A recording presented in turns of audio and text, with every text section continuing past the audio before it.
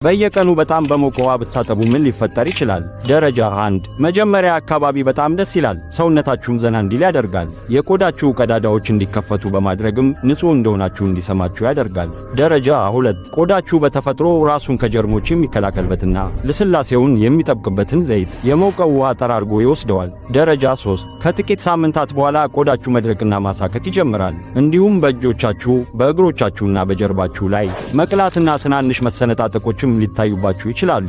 ደረጃ 4 ቆዳችሁ በፍጥነት እንዲያረጅ ያደርጋል። የሞቀ ውሃ ቆዳችሁ እንዳይሸበሸብና እንዲለጠጥ የሚረዱትን ሴሎች ይጎዳቸዋል። ይህም ከእድሜያችሁ በላይ እንድታረጁ ያደርጋቸዋል። ደረጃ 5 በዚህ ሰዓት ቆዳችሁ በጣም ስሜታዊ ይሆናል። ከወራት ሙቅ ውሃ በኋላ ሳሙና፣ ሽቶ፣ አልፎ ተርፎም ቅዝቃዜ ቆዳችሁን ሊያቆስለው ወይም ሊያቃጥለው ይችላል። ይሄ የሆነው ግን በአለርጂ ምክንያት ሳይሆን የቆዳችሁ መከላከያ ግንብ ስለፈረሰ ነው። ስለዚህ አልፎ አልፎ በሞቀ ውሃ መታጠብ ችግር የለውም።